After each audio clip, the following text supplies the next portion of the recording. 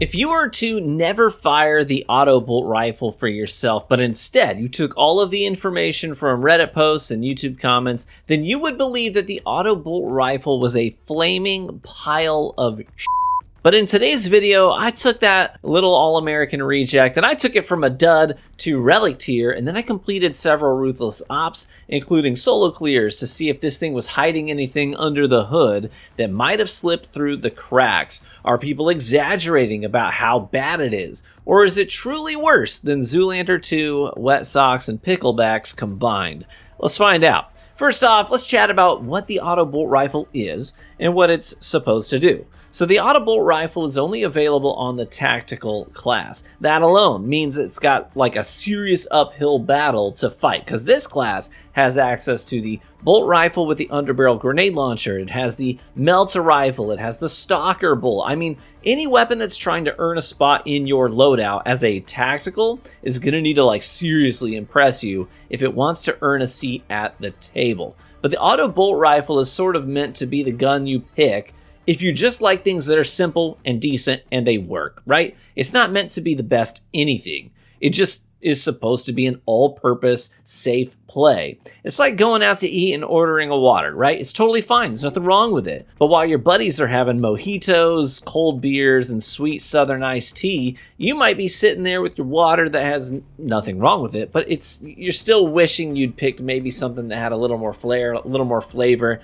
That's the auto bolt rifle. There's nothing wrong with it at all, but it is remarkably unremarkable.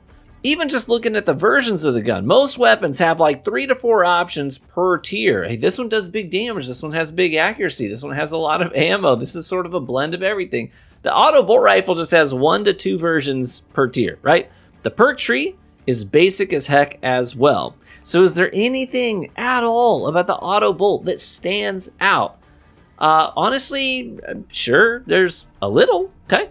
At the relic tier, you'll eventually have an auto rifle that has a 45 round magazine at base, but with the perks that I've got on it, it's actually got a 52 round magazine. That's a lot, okay? That's the same mag size as the heavy bolt, which some folks really get down with, but it fires much faster than the heavy bolt. It only has 1 firepower less as a trade-off, which is totally fair, and it reloads faster. So in summation, it shoots more bullets, okay? And if we look at the perk tree for the weapon, I recommend just go straight bottom row here, okay? We're going to get our penetration perk, which is a no-brainer on bolt rifles.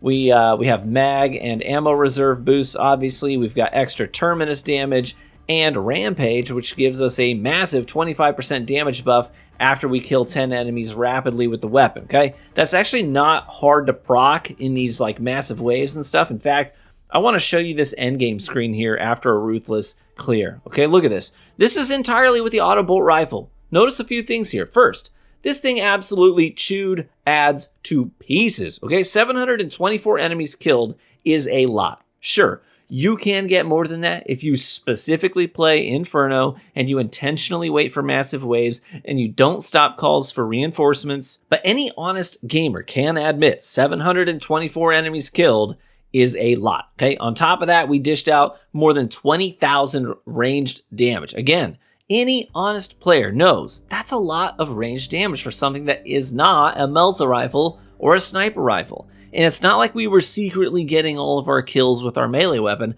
I only got 5,000 melee damage with the chainsword, while getting more than 4 times that much with the auto bolt damage. So is this thing as bad as people say? Is it that steaming pile of crap? Honestly, no. It's not.